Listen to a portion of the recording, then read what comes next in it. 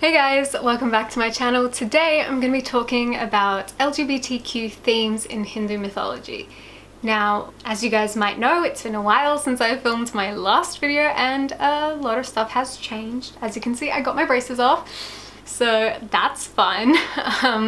Also, I changed my nose piercing from a stud to a ring. It's been a while since I've had the ring.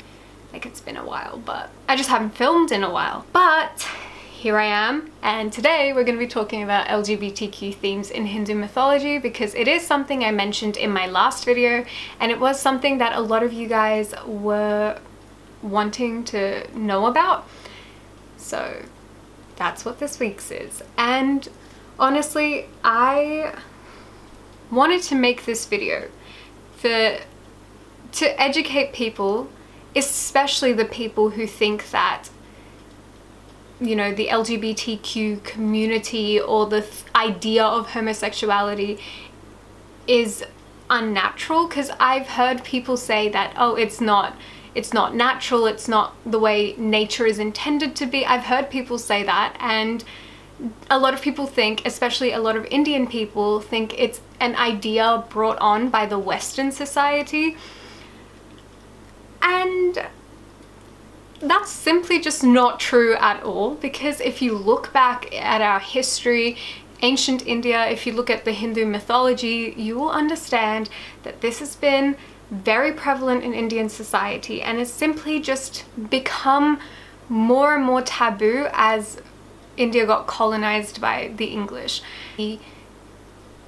I cannot speak today, I can't form sentences. But yes, I wanted to make this video so I could show you guys that LGBT themes and the community in general and homosexuality and transgender identities and things like that are not something that's a new idea that's been strung upon in the 21st century. Like, it's not. It's been there for years, and especially in the Hindu and Indian community, it's been common for a while, and it was identified and acknowledged years and years ago. And so I found that really interesting, and that's what I'm going to talk about today. So Hinduism is the world's third largest religion. Roughly 95% of the world's Hindus live in India. Hinduism has been called the oldest religion in the world. Many practitioners refer to it as the eternal way, and that refers that its origins lie beyond human history, and it's been there for a while. It's existed for a very, very long time. And that being said, if you read any of the old Hindu religious texts, such as the Ramayana or the... Sorry if my pronunciation is whack, but let's be honest, I live in Australia, I don't speak Hindi all the time. Like, I speak it at home with my parents and my family, and that's fine, but I don't use words like Ramayana and Mahabharata like every day. So if my pronunciation is a bit funky, excuse that, okay? We already know that the gods up above, when I'm pronouncing their names, will understand where I'm coming from. So let's be real, my pronunciation is not the best. It might have a bit of an Aussie twang to it, but hey, that's just what we're working with. That's just what we're working with. But yeah, try not to pay too much attention to that. Anyways, if you read any of the old Indian religious texts, such as the Ramayana or the Mahabharata, if you read any of them, you will understand that there are many gods and deities who belong in the LGBTQ category, and they are still highly regarded in India's society today. People still worship them till date, and that I find very interesting, because the people who are quote-unquote homophobic and the people who don't think homosexuality or the LGBTQ community is natural are the same people who worship these gods and goddesses, who are very, in a way, gender fluid, who have transitioned between different genders multiple times. And I find that very ironic. But so here are some examples of some gods and deities in Hindu mythology who would belong in the LGBTQ community. I'm going to list some gods and deities from Hindu scriptures who I think would be identified in the LGBTQ community. and who are still worshipped till date by the Indian public. So yeah. Also, I'll include pictures, so I'm going to shift over a bit to this side so I can include the pictures here. Very nice. Number 1, we've got Shiv and Parvati. So the supreme god of Shivaism, Shiva, has been regarded as the ultimate form of masculinity, but as far back as the Kushan era, there have also been depictions of Shiva in his Ardhanarishvara form, an androgynous composite of Shiva and his wife Parvati. This form originated when Parvati desired to share Shiva's experiences and asked for their forms to literally be joined. Most often, the Ardhanarishvara is depicted with the female form of Parvati on the left.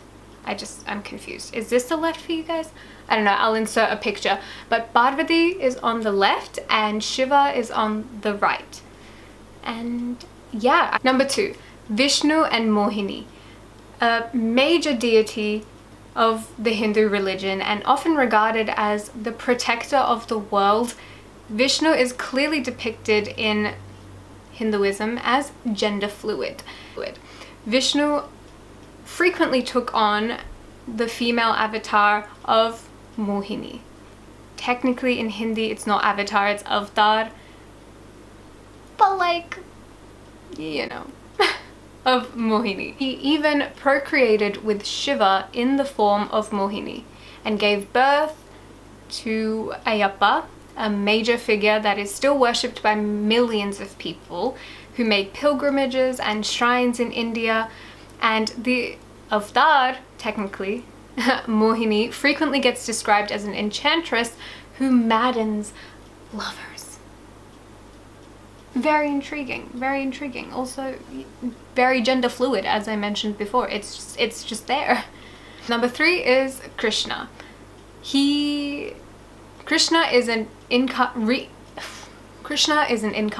of Vishnu and is quite a popular deity. He also took the form of Mohini in order to marry Aravan. We'll go with Aravan. To satisfy one of the hero's last requests according to the Mahabharata, after Aravan's passing, Krishna stayed in the form of Mohini as the hero's widow for a significant period of time for mourning. Number 4 is Ram.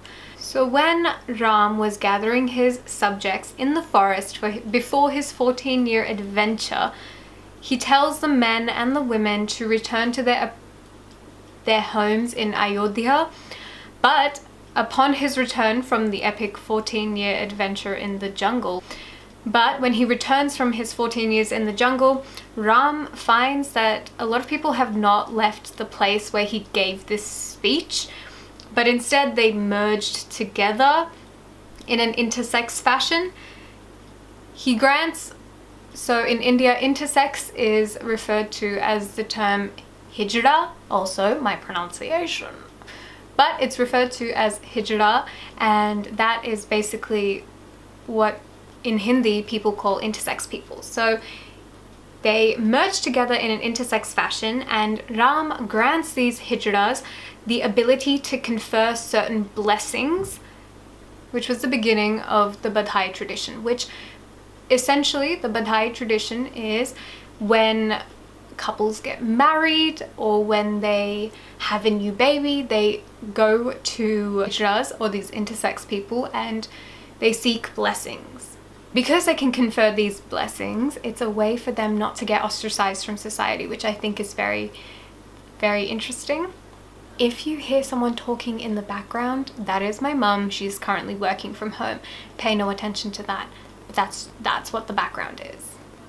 Cool. But yes, that's essentially the Badhai tradition. Number 5. I think this is number 5. Who really knows? I don't know where I'm up to anymore. But the next person on this list is Narad. Now, he's a Vedic sage, and I guess he has been described as like a Job-like figure. If you guys have read the Bible, you would understand, you would know who Job is. But he is like a Vedic sage, a Job-like figure in Hindu mythology. And he is a devotee of Vishnu, which we mentioned before, who was quite gender fluid and became Mohini. The devotee of Vishnu, and he once boasted that he was above being a victim of Maya. Now, Vishnu encouraged Narad to then take a dip in a pool, which erased his memory and turned him into a woman. In that state, as a woman, Narad would marry a king and produce several sons and grandsons doomed to die in the war. While Narad was in this period of mourning, the sage's Narad's gender was restored to male, and he had a greater understanding of the power of Maya. Okay, so when I researched what exactly the word Maya meant, the Sanskrit meaning of it is literally magic or illusion. And in this circumstance, I think because Narad didn't understand a mother's unconditional love and didn't understand what mothers go through when they have children, raising children, things like that, so he was turned into a woman for over 60 years, and he was told that his sons and grandsons are all doomed to die in the war. Which I think, because you can't be a man and understand what it's like to be a mother unless you become a mother. And if you're a man, you can't become a mother. And I think that was the whole point of it. And as soon as he understands a mother's unconditional love, he gets turned back into a man. And yeah, I think that's what they mean by Maya in this situation, just him not understanding a circumstance until he became the circumstance. Next is Radha. Now, Radha and Krishna are, also if you can't tell, I'm reading some notes off my laptop, that's why I keep looking down. Radha is regarded as the supreme goddess in control of the god Krishna and members of a particular sect in this faith. I will list the name here because, look, I'll try. Vaishnava Sahajya? Vaishnava Sahajya? Sect of faith that identified with Radha, dressed and lived as women as a way of perfecting their love for Krishna. Hindu mythology has such long words, I'm struggling. Okay, I'm struggling. And now when I look back at it, I should have written them phonetically in my notes. But we have not done that. I did not do that, and now it's a bit late, and now you're just gonna hear my broken pronunciation of everything. But yes. The next person on this list is Arjun. So, a protagonist in the Mahabharata, Arjun spent a year in exile, cursed and rejected by Urvashi to live as a eunuch. But on the request of King Indra, the sentence was reduced and Arjun lived just a year as a woman, taking the name of Brihanala? Brihanala. Brihanala. Yeah. Brihanala. Teaching princesses to dance. So, yes. Those are all the examples I have. There are plenty more examples. Again, I have listed the websites I used in the description box below, so if you want to read them, check them out yourself. But there are far too many. I only listed a handful. This video is already going to be really long, so we don't need it to be longer by me listing out every single LGBTQ identifying kind of god or deity in the Hindu mythology. But yes, I've listed a handful and there are plenty more. If you'd like to check them out, just take a read for yourself. Okay, another example of how LGBT themes are very much natural and very much regarded in the Hindu way of life is the book, the Kama Sutra, or in a westernized pronunciation, the Kama Sutra. But the Kama Sutra is a book. Now, if you do not know about this book, then you're probably a child. But it is a well-known book, often dubbed as the Bible of sex and relationships. And chapter 9 of the Kama Sutra, I have not read the Kama Sutra. Now, let's be honest, I have not. But on my research, I found that chapter 9 clearly mentions the 8 different kinds. I've not read it, but in my research, I found out that chapter 9 really clearly states the 8 different kinds of marriages that exist under the Vedic system. A homosexual marriage was classified under the Gandharv or Gandharviva. Gandharviva is literally just Gandharv marriage. But yes, it was classified under the Gandharv or a celestial variety. And essentially it was a union of love and cohabitation without the need for parental approval, and this essentially meant that people of the same sex could marry each other without the need of their parents' approval. And another book that I think touches on this is by Amara Das Wilhelm, and it's called Tritiya Prakriti, People of the Third Sex, which compiles years and years of extensive research of Sanskrit texts from medieval and ancient India, and it proves that homosexuals and the third gender were not only in existence but also widely accepted in Indian society back then. Also from chapter 9 in the Kama Sutra, the book mentions that lesbians were called swarinis, and these women were often married to other women and they raised children together. They were also readily accepted within both the third gender community and the ordinary society. But yes, gays and lesbians were very much prevalent in society back then. When you look back in history, it wasn't just gods and goddesses and deities from old religious texts who were gender fluid, I guess, or bisexual, or, you know, LGBT in any which way. A lot of leaders and Hindu leaders and just a lot of leaders in India at the time were also kind of on the fluid sexuality spectrum. Now, I haven't done a lot of research on him, but one I can think of that I think a lot of you would know about if you watch Bollywood movies would be Alauddin Khilji. Now, let's be real, if you've seen Padmavat, which if you haven't, watch it. It's a good movie. I mean, it's a pretty decent movie. And if you're watching that movie, you will understand that Khilji and his little right-hand man, his little person, whose name was, hold on, I got this. His name was Malik Kafur. Yes. So when you're watching that movie, you will totally understand that Khilji and Kafur were not just friends or allies. They were, you can tell that they had other relations. I mean, as you're watching the movie, you will understand that Malik Kafur gets really, really jealous, and you can see it in his face when Khilji talks about Rani Padmavati and things like that. It's very interesting and very intriguing to watch. But as I was watching that movie, I was like, this man is not straight. This man is very clearly not straight. That was not an uncommon thing for kings and queens back in the day, to have same-sex relations. Obviously, they weren't very blatantly spoken about, and they were not things that were common knowledge, but then again, they were the rulers in that time, and they could literally have anyone executed upon their will. So literally, if someone did find out that they didn't want to find out, they could just kill them. But yes, it was definitely prevalent, and Khilji is a very good example, and he's something that's been represented in modern media currently. Okay, so we've spoken about gods and goddesses, deities, that would fall into the LGBTQ umbrella term. I've also spoken about the fact that some of the past leaders could have been on the LGBT spectrum as well. Khilji, for example.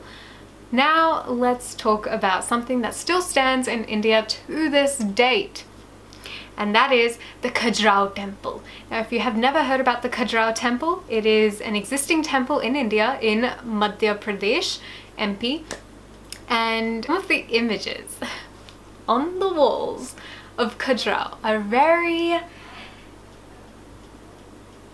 explicit. Now, I would show you, but I don't want to scar anyone. So essentially, I will let you do your own research, but literally if you type up Khajuraho temple, the images, it's very explicit. And it's just there on the walls of the temple. So literally you walk in and you see very explicit sexual imagery on the walls. And these images showcase sex between all humans. So there are 2 men, 2 women, 1 man, 1 woman, multiple people, multiple women, multiple men, both genders together, multiples. It just shows every possible example you can think of, and it's just carved on the wall. I find very interesting because it is such a big temple in Madhya Pradesh, and it is known for its overt LGBT is like imagery. The temple is just covered in this imagery, and it was said to be built sometime around the 12th century. It is one of the most affirmative and visual proofs that LGBT themes, gender fluidity, sexuality was a very normal and was a very normal thing in society way back when in India, and it was something that people knew about, and it wasn't something that was shunned or ostracized for being different, and it definitely wasn't unnatural. And I found this stuff so interesting. And for people who think homosexuality is a Western concept, you should check out Khajuraho, because you will understand it is not. And anyone saying that it was not a part of Indian society and it's a Western concept, it's definitely not, and you need to do your research, because LGBT themes have been there in Hindu mythology and in ancient India for eons. It's been there forever, and I don't understand why people just don't know about it, but it's been there. These are all things, and this is an actual temple that still stands, and you can go visit it if you're in India. And I just find that so interesting that temples like this exist, and yet people are still so just blatantly homophobic. Like, how? Anyways, yeah, let's be real, that's it for this week's video. It's been a long video. I do not know how I'm gonna edit all of this, but hey, whatever. It's been a long one, and I hope you guys learned something new. Of course, everything that I read and did my research from, I will have linked in the description box below, so if you want to go and have a little squiz of those websites in your own time, feel free to go do that. It is very interesting. I read too many websites, and yeah, you will just, I feel like it will just grow your brain a little bit, because you'll learn things that you never thought you knew, especially if you're already Indian, and especially if you're Hindu on top of that. It's just very interesting to read about. But yeah, have a read of those websites. They'll be in the description. And sorry, my face is itchy. And yeah, I think that's it. So, oh, also before I go, if you have any other suggestions of what I should make for next week's video, or just any video in general, like if you ever have any suggestions on what I should film, because let's be real, I need all the help I can get. Also comment them down below, because that'd be greatly appreciated, and if I like any of them, I will film them. Thanks so much for watching. I hope you guys enjoyed the video. If you did, be sure to give this video a thumbs up and subscribe to my channel if you haven't already, and turn the notifications on. Also, all my social media will be linked in the description down below. If you want to follow me on Instagram, which I highly suggest you do, follow me on Instagram. And yeah, that's it for this week's video. I'll see you guys all next time. Bye.